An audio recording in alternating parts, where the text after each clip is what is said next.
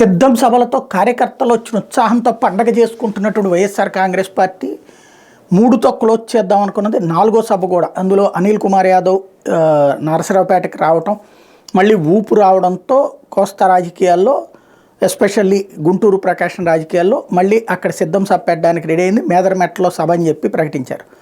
May first వీక్ది కాస్త మార్చి first వీక్ది కాస్త ఇప్పుడు 10వ తారీఖుకి వాయిదా పడిపోయింది. ఏంటి అంటే జగన్మోహన్ రెడ్డి అర్జెంటుగా ఢిల్లీ ప్రయాణం అవుతున్నారు. ఢిల్లీలో ఎస్పెషల్లీ ఇప్పటికే ఈ నెలలో కూడా శాలరీస్కి సంబంధించి చివరి రోజు దాకా ఇబ్బంది అయింది. శాలరీస్ దాన్ని ఏమంటారు, పెన్షన్లకు సంబంధించినటువంటి అంశం. అది డబ్బులు ఒకటి గట్టిగా రావాలి. ఇంకా రేపు వచ్చే నెలలో పథకాలు దాదాపుగా 3-4 పథకాలు ఇచ్చేసేయాలి. ఫైనల్ అమౌంట్లు అయ్యన్నిటికీ డబ్బులు కావాలి. కేంద్రానికి సంబంధించి మార్చిలో బడ్జెట్ది అంటే క్లోజ్ అయిపోయి ఏప్రిల్లో నెక్స్ట్ డబ్బులు రిలీజ్ అవుతాయి.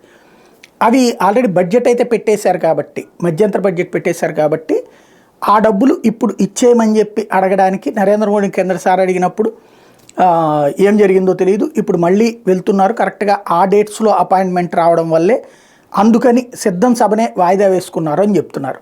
మరొక వైపున రాజకీయ కోణంలో కూడా సంథింగ్ ఏదో మాటలు జరిగేటటువంటి అవకాశం ఉందండి. అంత మాత్రం జనసేన తెలుగుదేశం పార్టీతో వెళ్ళలేనటువంటి భారతీయ జనతా పార్టీ వైసీపీతో వస్తుందన్నది నమ్మేది కాదు. వైసీపీ ఎట్లాగూ చేర్చుకునేది కూడా లేదు భారతీయ జనతా పార్టీ. వాళ్ళ 175 సీట్లు అనౌన్స్ చేశారు, 25 ఎంపీ సీట్లు కూడా అనౌన్స్ చేసేసారు. కాబట్టి సంథింగ్ అక్కడ ఏదో అంశాల మీదన చర్చకి వెళ్తున్నారు అన్నటువంటి ప్రచారం అయితే ఆటోమేటిక్గా నడుస్తుంది రాబోయే రోజుల్లో.